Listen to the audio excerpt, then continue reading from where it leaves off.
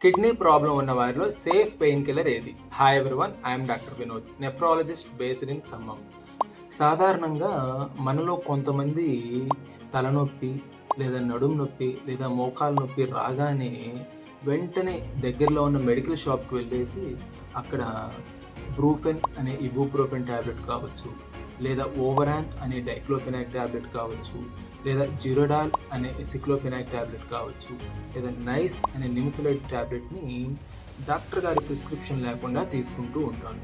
వీటన్నిటిని ఎన్ఎస్ఏఐడి టాబ్లెట్స్ అని అంటారు. వీటి వలన కిడ్నీకి వెళ్ళే రక్త సరఫరా తగ్గి కిడ్నీ మీద చెడు ప్రభావం కలగవచ్చు.